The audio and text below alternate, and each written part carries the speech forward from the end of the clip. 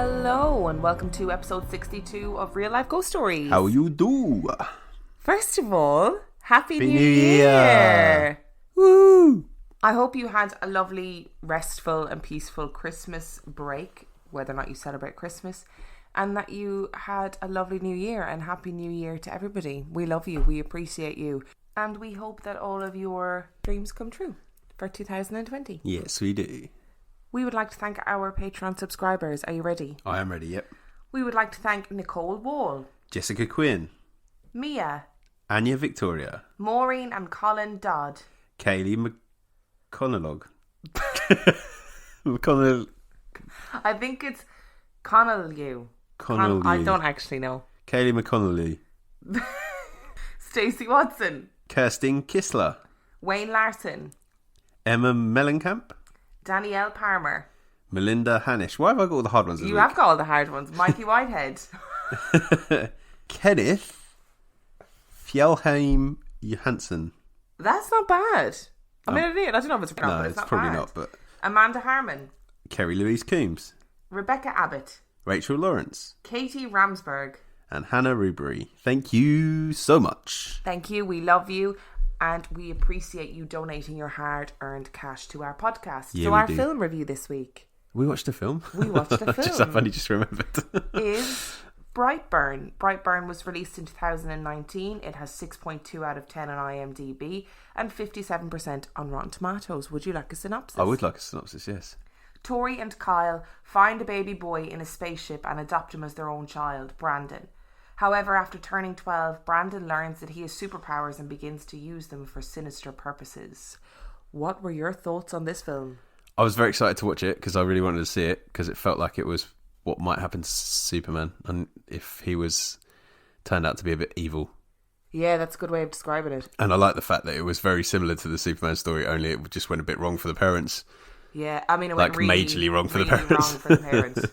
If it was ever going to go wrong for the parents, it went as wrong as it could go. I actually really enjoyed it. Like, really enjoyed it because I just liked the little nods and nuances and, like, the little things that happened. It was unnecessarily gory in points, I will give it that. But I liked it. I liked the fact that it was all aligned with Superman. It happened in Kansas. It was a baby on a farm that they adopted who had lasers coming out of his eyes. Amazing. And he had a kryptonite equivalent as He well. did. I liked the little nods to Superman as well. It was too gory for me. There was a lot of gore sounds that made me want to vomit, and I didn't like it. It has Badger from Breaking Bad in it. I think I was disappointed in it. Oh, I wasn't. It was what I was expecting it to be. The only thing I was disappointed was the mother at the end. And that's all I'm going to say because I just realised it was a massive spoiler if I said why I was disappointed. But yeah, the mother at the end was the main reason I was disappointed. I think I expected it to be too much of a horror and not a superhero film. I think I expected it to be more in the horror genre, and then I'm not into superhero films. It's not really my thing. Oh, but he was well creepy though. Yeah, he was very good. He was It was very kind good of at like being creepy. if Superman was a psychopath. Yes. That's kind of the vibe it was going for, which I enjoyed. I appreciated the vibe. And I was thinking about it when I was watching it, like, we think about superpowers and we all have the, like, I would obviously, if I was a superhero, I'd be Matilda. If you were a superhero, who would you be? I don't know. Superman probably, actually, to be fair. But if you were a superhero, you also assume that people are going to do good things. Yeah. But they might not do good No. things. And if you're a 12-year-old boy who suddenly realises he has, like, fucking super strength and can fly and shit. Yeah, I mean, the first few things he does, I'm like, I understand where that came from, and then he just gets a bit crazy, doesn't he? Yeah, it goes a bit over the top, really. But I doesn't feel it? like if I was a superhero, I'd end up being Hancock. The one that's a bit shitty. Yeah, the one that's just Is constantly that Will drunk. Smith? Yeah. I guess he'd have a lot of expectations on you, wouldn't you? If you were a Yeah. superhero, people would be like, "Oh, you use your superpowers to do this," and I'd be like, "No, just leave me alone. Yep. I just want to sit at home and watch Netflix. I don't need to be fucking flying or using my super strength today. Thanks very much." And the other thing I liked about this quickly Yeah. was that it signposted something that didn't happen, which is quite nice. What do you mean? It signposted how it might end, didn't it? In terms of like the little boy and how he might be stopped quite early on. And then, and you noticed it really early on, and then I was like, "Oh yeah, really good spot, well done." And it also gave the hint that there might be sequels, It did, yeah. which I was kind of like, I'd watch a sequel. And I would watch a film of the what's his name? The guy in the older brother of Daryl in Walking Dead. Oh yeah. There's the bit of him in the post credits as a online Alex Jones-esque nut job. Woody Harrelson? No, it's not Woody Harrelson, but it's yeah. There's the guy he's in that weird superhero space film as well. Yeah, he's in Guardians of the Galaxy. Guardians of the Galaxy, yeah. that's it. But there's footage of him in the credits doing an Alex Jones type stuff. I'd watch a whole film of him doing that. Yeah, it was interesting. It's quite entertaining. So what would you give this film out of 5? I would give it 4.5 simply because I did feel it was unnecessarily gory. I didn't think we needed some of the stuff, particularly how Badger dies. Not that he's called Badger in this, but the way he dies is awful. Yeah. I'm actually going to give it a 4. I think I was like disappointed in terms of it wasn't a horror film. I mean, it was a horror film, but it wasn't. It had horror elements, but it had too much superhero element for me. But anyway, that's beside the point. But I thought it was a really interesting concept, and I thought the idea of like the potential of a Superman gone wrong, I liked it. Yeah, good. I liked it, so I'm going to give it 4. Good. I would recommend it. Worth a watch. I'm surprised. So, today we're talking about something very exciting. Okay. So I was thinking about the fact that Brightburn is about this kid who has like superpowers. Yep. I don't know any kids with superpowers. No, me neither. No, so I kind of was a bit limited to what I could research for this one. However, what I did find, or what I did want to talk about, was kids who have lived before. So kids who are reincarnated. Ooh. Yeah. Okay. What do you know about reincarnation? Or the idea of reincarnation? Or the idea of past lives? I think it's a Buddhist principle, isn't it? Is it not? Like yeah. Hindu? Well, it's got some religion. It's got some religious things. And if you do live well, you might get reincarnated in a slightly higher up position. And if you live badly, you go down the chain. You come back as an ant or something. I guess if you don't have the Christian idea of a heaven or a hell, you need some sort of incentive to live a good life. Yep. So for Buddhism, part of that incentive is A, reaching nirvana, and B, reincarnation. Or maybe it's Hinduism with reincarnation, or is it both? Oh, I don't know. That's all I know. Anyway, please correct us if we're wrong. We don't pretend to be experts on everything. But anyway, so I had a look at different stories of reincarnation in kids, and I found 3 really interesting stories for you. Okay, cool. Are you ready? Yes. So our first 2 stories come from exemplar.com, and it was written and researched by a woman called Nell Rose, who is like super interested in research and reincarnation. You're going to say it's a superhero. Who is a superhero. Her special power is actually invisibility. No, so she is really interested in reincarnation, past lives, and something that we'll talk about at the end. So our first story is about a little boy called James Leninger. Okay. Have you ever heard of him before? Never heard of him. Let's do this. Okay. James Leninger, who lives in Louisiana, was just 2.5 years old when he started talking about his vivid dreams and strong memories of being a man called Lieutenant James McCready Houston. He went on to say that he had been a World War II fighter pilot from Uniontown, Pennsylvania, who had been killed in Iwo Jima more than 50 years before. At the tender age of 2, the boy began talking about aviation, and his knowledge of the subject was amazing. He hadn't learned it from his parents, and they knew nothing of flying or being in the Air Force. James started having nightmares about being shot down by a Japanese plane with a red sun on the side. The child's parents began to study the subject, and to their astonishment, they realised that something very extraordinary was happening. There was no way James could have known this amazingly true information. His nightmares started after his father had taken him to the Dallas Flight Museum, but there was nothing there that could or would have started these amazing revelations. Andrea recalled how James would scream at the top of his voice, "Airplane crash! On fire! Can't get out! Help!" and he would be kicking and pointing to the ceiling. At one stage, when Andrea took James shopping, she pointed out a plane in a shop window. "Look," she said, "it has a bomb on the bottom." She was astounded to hear her 2.5-year-old state, "That's not a bomb, that's a drop tank." Andrea had no idea what on earth a drop tank was. He went on to tell his bemused parents that he had flown a plane called Corsair, which took off from a boat called the Natoma. When his parents served him up some meatloaf for lunch, which he'd never eaten before that day, he said, "Meatloaf? I haven't had that since I was on the Natoma." Bruce, James's father, decided to do some research of his own. he discovered that there had been a small escort carrier called the Natoma Bay, which had been in the Battle of Iwo Jima. Further research proved that there had indeed been a pilot called James Houston. His plane had indeed been hit by a Japanese fire and was struck in the engine. This was on March the 3rd, 1945. In a further twist to the story, Houston's sister Anne Barron, who was now 87 years old, was tracked down. She stated that after listening to little James's story, she believed him. He knows too many things, and for some reason he knows what happened. Houston's cousin Bob, now 74 years old, also had this to say.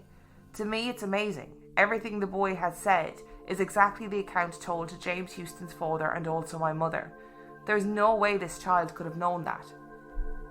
When James was 6 years old in 2004, his father took him to a reunion of veterans who had served on the Natoma. When he was there, James was able to recognise one of his old mates after 60 years. His parents stood in awe as he stated, but they're all so old now. Oh my gosh. That doesn't even sound like reincarnation. That just sounds like he's trapped in the body of the boy. Like he's possessed the little him boy or is something. possessed. Yeah, that's so weird. We've both got like nieces and nephews of that age. Yeah. Imagine if they just started spouting out random aviation stuff. I just, what two-year-old that you know can speak that well? None. I know we've had this conversation before. Yeah, we have. And I know I'm always like, what two-year-old is speaking in sentences like that? I just being able to describe a Japanese plane. Yeah, and like, oh no, that's not a bomb. Are these? Yeah, that's a drop tank. It's not a bomb. Right. So my thinking of this one is that potentially the little boy showed some sort of interest in airplanes or aviation or whatever, and maybe he did say some weird, freaky shit that made them go, "Okay, that's weird and freaky." But it sounds like they were pointing out planes to him at every opportunity. Like they took him to a flight museum and then expected him not to be talking about airplanes all the time. The mum was like pointing out flight things to him, and they took him to that reunion.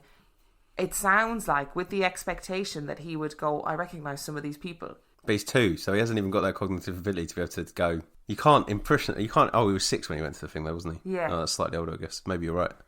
I was going to say someone like a child of 2. You couldn't like. Oh, you couldn't like prime him for that. No. But I think potentially the You might be parents able to at 6, were feeding into the narrative hugely. But I'm not. Maybe not. Maybe I'm wrong. Maybe I'm just a cynical bitch. I think he's possessed. Okay, not what I expected you to say. But then when do I ever expect you to say anything? Because it doesn't really sound like it's just like a past memory. It sounds like it's actually him in a Benjamin Button kind of situation. But then that's the point of reincarnation, isn't it? That you are you, but in a new body. Yeah, but I didn't think you were conscious of that fact. Like I thought you had to untap it. What people argue is that we are all reincarnated from somebody, but that most of us aren't conscious of it. But children are obviously more susceptible to these things. Okay. Interesting. I wonder what he's doing now. I didn't If he's a pilot, that would be amazing. Yeah, if he was like a fighter pilot, you'd be like, my God. Do you want another story? Yeah. I thought it was quite... I'm all right with that. It doesn't unnerve me. No, they're not. I didn't go for the freakiest ones. I went for the interesting ones. Okay. So Cameron McCauley is our next one.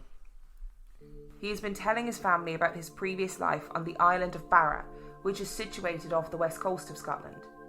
Cameron lives with his mother, Norma. He started talking about a white house that overlooked the sea and the beach, and he went on to explain how there were airplanes that used to land on the beach, and also that he was very fond of a black and white dog he'd had while he was there. The family had never been to Barra, as it was over 200 miles away from where they lived. To get there, it would take them an hour by plane, or even longer by sea. His dad on the island was called Shane Robertson, who evidently died by being knocked over by a car. Cameron's actual words were, he didn't look both ways. One of the strangest subjects was the toilets. He used to keep complaining that on Barra his parents had 3 toilets. He also spent ages drawing his house, a long white building standing on the beach. He would sit on his chair talking about his parents and brothers and sisters, and as time went on, he got more and more upset about leaving his other mother. He would cry continuously and say that he wished his mother could see that he was all right. The story soon came to the attention of a film company, and after listening to his story, his nursery school teacher suggested that maybe they should film him and go to the island. After setting up a meeting, the film company agreed to take Cameron to Barra. They were also escorted by Dr. Jim Tucker, a child psychologist. When Cameron was told he was going, he couldn't stop jumping up and down. I'm going home, he shouted. Upon reaching the island, they were astonished to find that they had indeed landed on the beach. Cameron started running around and yelling, I'm back! Chattering away about his barren mother, he told everyone that she had long brown hair that fell all the way down her back and that she read him stories from the Bible. Cameron's mother stated that they were not religious people and had never done this at home. They soon booked into a hotel and started to search for clues to Cameron's past. After contacting the Heritage Centre to find out about the house, they were unable to find records about any house being owned by the Robertson family overlooking the bay. To say they were disappointed would be an understatement. They drove around the island looking for the house, couldn't even see one that resembled Cameron's description. Then they realised that they were looking in the wrong direction. The planes that Cameron saw would be coming in from the wrong side of the bay. They realised that if Cameron saw them from his bedroom window, they had to be going the other way. Eventually the hotel phoned them and told them that yes, there was a Robertson family home on the other side of the island. So they started to drive Cameron there. They didn't tell him where they were going, but when they arrived, Cameron jumped out of the car and ran straight to the house. He knew it immediately. But as Cameron walked through the door, he began to get very pale and quiet. He knew where to go and he was so excited. But upon entering the house, he stood to one side, slightly uncertain. Then he took off, running around the house, pointing out all the rooms where he had lived. He showed them all the nooks and crannies and the 3 toilets. The strangest part of the story comes when researchers managed to find one of the surviving Robertson family members. In most of the reports, they don't state whether this is a man or a woman. I believe in the video it says it was a woman. Unfortunately, the relative in question seemed to know nothing about a man called Shane Robertson. But even stranger was the fact that this family, now living in Stirling, had photos of the dog and the car that Cameron had seen and described from his visions. How could Cameron know about everything else but get this wrong? It seems that the relative in question would have been at the house around the same time as Cameron in his past life. As he grew older, Cameron began to lose the memories of Barra. After his visit, he settled down, happy to know his mother in this life believed his story. One of the last things that Cameron mentioned was when he was talking to his friend, and he said, "Don't worry about dying, you just come back again." When his mother asked him, "How did you get here to me?" he replied, "I fell through and then I went into your tummy." And that was Cameron's story. I thought for a minute there they were going to go back to Barra and the Robertsons were going to be in that house and it was actually just a case of kidnapping. Yeah, and they were like, "Oh God, you took our child." But no, they weren't in the house. Oh, that one's a bit more unnerving, I think. Why is it more unnerving? I don't know, because the first one was just like, yeah, flying some planes, bang, bang, bang. But this one's like a whole family and like they're all dead and there's no record of him. And maybe he was the dog. Again, you are a baffling human being. Why? It just wasn't what I was expecting. But it could have been the dog. Could have been the dog. Because if the dog was a good dog, then it might have gone up the cycle. Yeah, maybe it was a really good dog. Yeah. Oh no, I'm going to cry. Oh no, don't you cry. know how I feel about dogs. Maybe it was a good dog, and actually the dog got hit by a car, and that's how he ended up as Cameron. Oh God. Okay, so he solved it. Have you solved Next the mystery. problem? Next mystery. Tick that one off. Oh, we were walking into my friend's house last night, and parked on our street was a legitimate mystery machine. Yes. From Scooby-Doo. Yes, that's true. Like a fully decked out mystery machine. It was very cool. It was a fucking cool. If I wondered where you were going there. If it wasn't highly illegal and I would definitely get caught because I'm that kind of person, I would have stolen it. Yes. Yeah, I'm glad you didn't. Yeah, me too. Because you definitely would have got caught. So when I read this story, I was interested in this psychologist, this doctor. And I was like, I wonder if I can find anything about Dr. Jim Tucker. And I could find quite a lot, actually. Ooh. So I took this from Psychology Today. Okay. So Dr. Jim Tucker writes quite a lot for Psychology Today, and he has a particular interest. Is that the proper psychology magazine, or is that the psychology which is about paranormal and stuff? Yeah. Yeah, it's not the proper one, I don't think. Oh, okay. I can't remember. I'll have to check in a second. I will check and get back to you.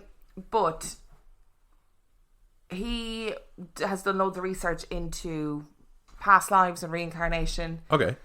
and trying to find patterns between these stories. And I think he's investigated something like 600 cases. Whoa. And then he's found 70 that all have like patterns.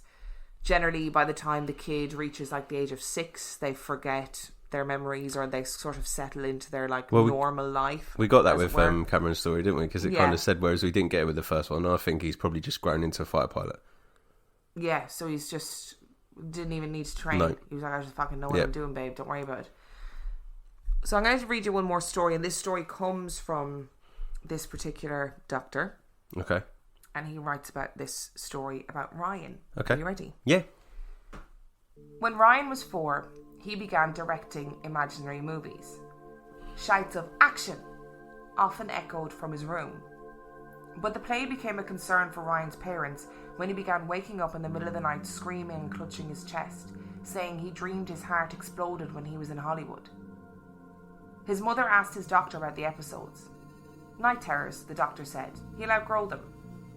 Then one night, as his mother tucked Ryan into bed, Ryan suddenly took hold of her hand. Mama, he said, I think I used to be someone else. Oh. He said he remembered a big white house and a swimming pool. It was in Hollywood, many miles from his Oklahoma home. He said he had 3 sons, but that he couldn't remember their names. He began to cry, asking his mother over and over why he couldn't remember their names. I really didn't know what to do, she said. I was more in shock than anything. He was so insistent about it. After that night, he kept talking about it, kept getting upset about not being able to remember those names. I started researching the internet about reincarnation. I even got some books from the library on Hollywood, thinking their pictures might help him. I didn't tell anyone for months. One day, as Ryan and his mom paged through one of the Hollywood books, Ryan stopped at a black and white still taken from a 1930s movie, Night After Night. 2 men in the centre of the picture were confronting one another. 4 other men surrounded them. His mother didn't recognise any of the faces, but Ryan pointed to one of the men in the middle. Hey Mama, he said, that's George. We did a picture together. His finger then shot over to a man on the right, wearing an overcoat and a scowl. And that's me! I found me! The book didn't provide any names of the actors pictured, but she quickly confirmed that the man Ryan said was George in the photo was indeed a George Raft, an all but forgotten film star from the 1930s and 1940s. Still, his mother couldn't identify the man Ryan said had been him. She wrote to Tucker, whom she found through her online research, and included the photo. After weeks of research, confirmed the scowling man's name, Martin, an uncredited extra in the film. Not long afterward, Tucker and the family travelled to California, who'd been tracked down by researchers working with Tucker on a documentary. Tucker sat down with the woman before her meeting with Ryan. She'd been reluctant to help, but during her talk with Tucker, she confirmed dozens of facts that Ryan had given about her father. Ryan said he danced in New York. Martin was a Broadway dancer. Ryan said he was also an agent, and that people where he worked had changed their names. Martin worked for years at a well-known talent agency in Hollywood, where stage names are often created. After his dancing career ended, Ryan said his old address had Rock in its name. Martin lived at 825 North Roxbury Drive in Beverly Hills. Ryan said he knew a man named Senator Five. Martin's daughter said she had a picture of her father with a Senator Ives, Irving Ives of New York, who served in the US Senate from 1947 to 1959. And yes, Martin had 3 sons.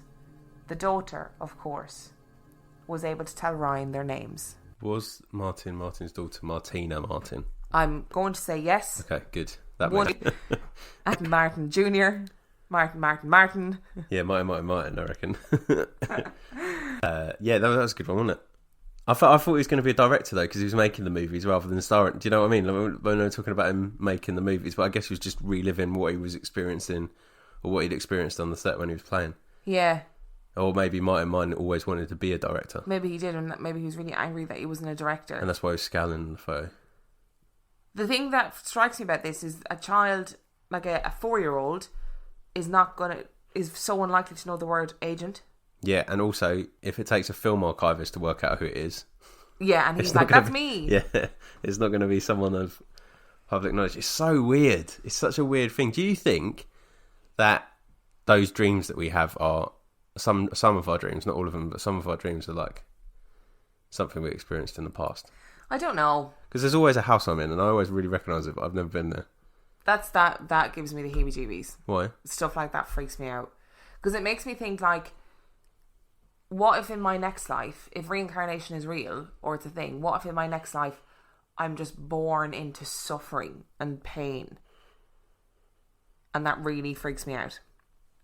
So a friend of mine, she had like this, she was going to come on and talk about it, but I haven't gotten her on yet, so I'll give you the brief version. She was in this horrific car accident and she had PTSD, like diagnosed with PTSD after this car accident. She and her daughter had nearly died.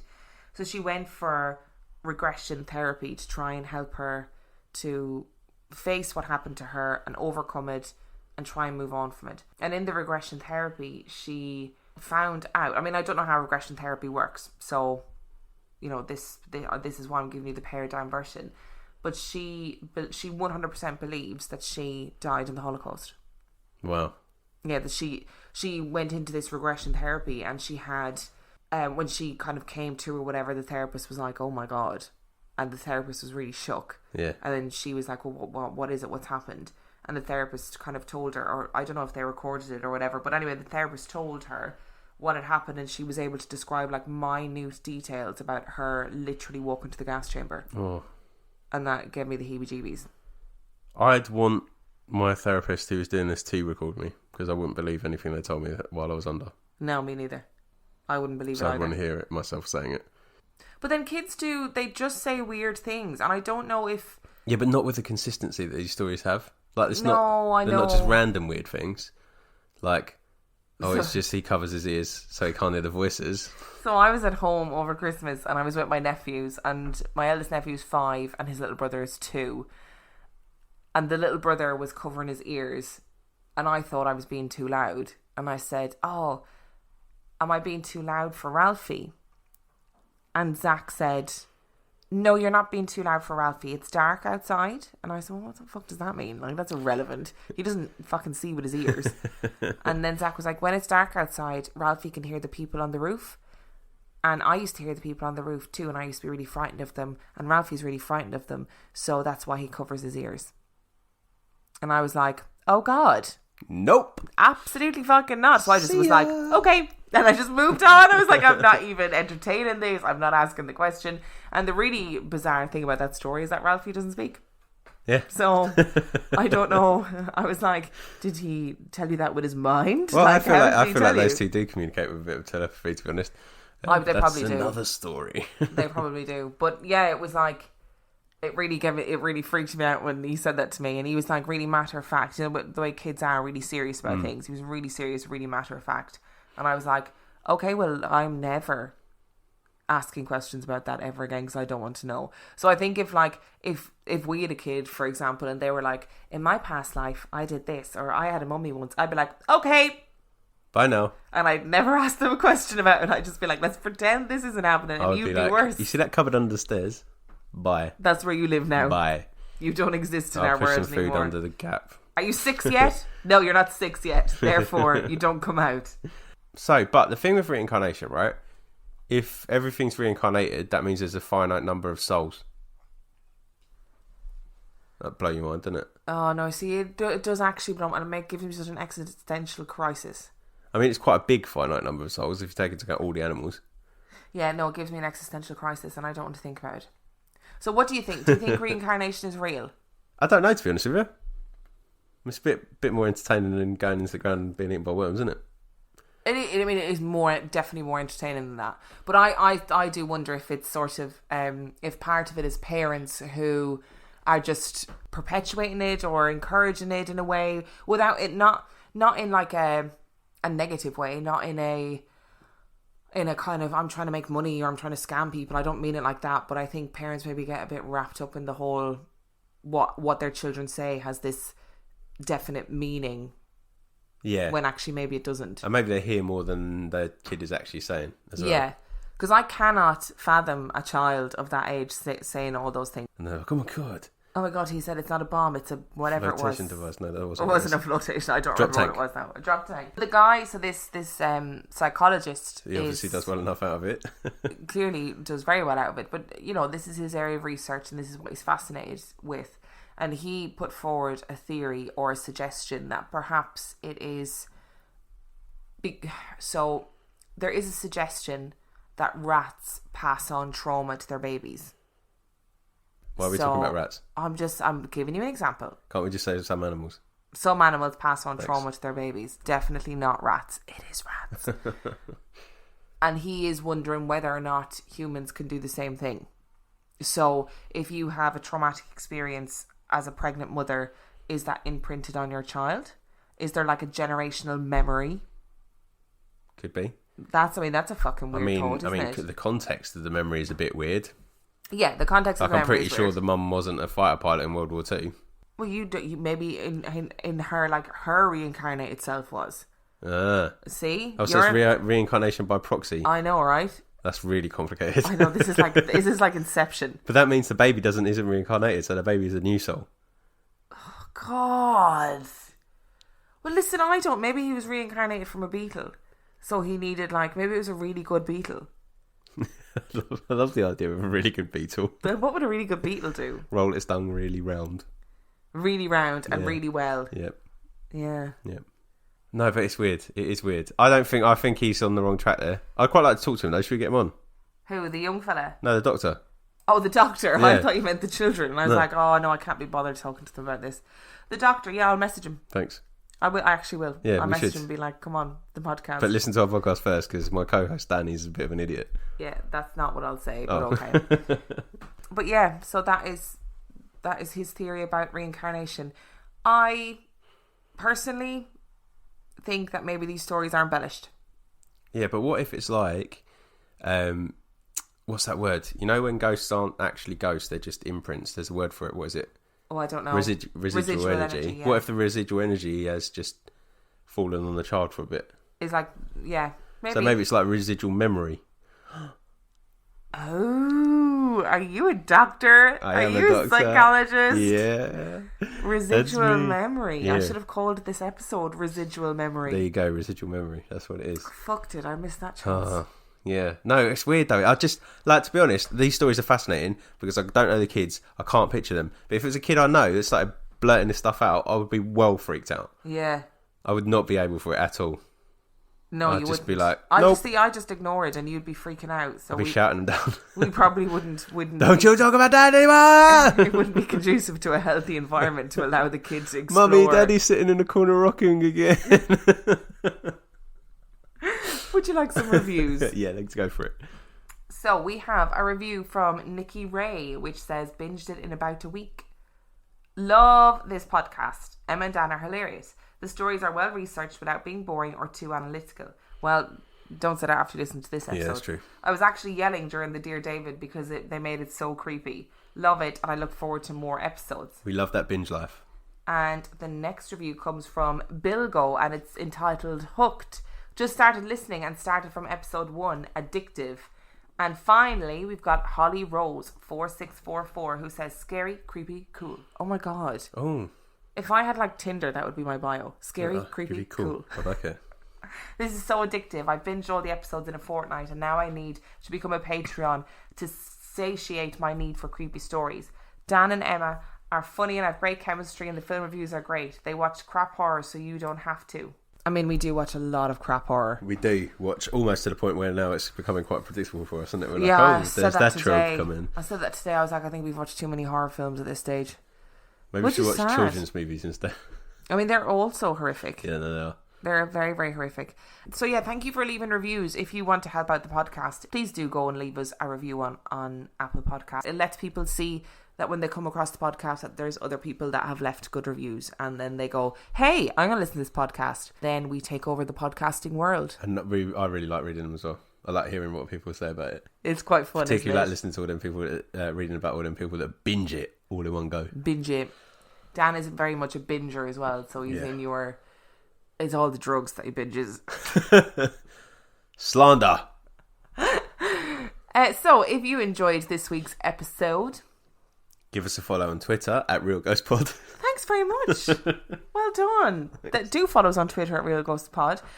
You can find us on Instagram at Real Life Ghost Stories. You can find Dan on Instagram At 50p Movie Club. Come and find us there because we are very active on Instagram. You can find us on Facebook, Real Life Ghost Stories Podcast. Give the page a like, leave a little review there if you're feeling so inclined, and join our super secret super group, which is RLGS super group, which is an amazing, lovely community of people that has not been sullied by the world of the internet yet, which is sullied is a good stunning. word. Yeah, sullied is a good word, isn't it? I like it.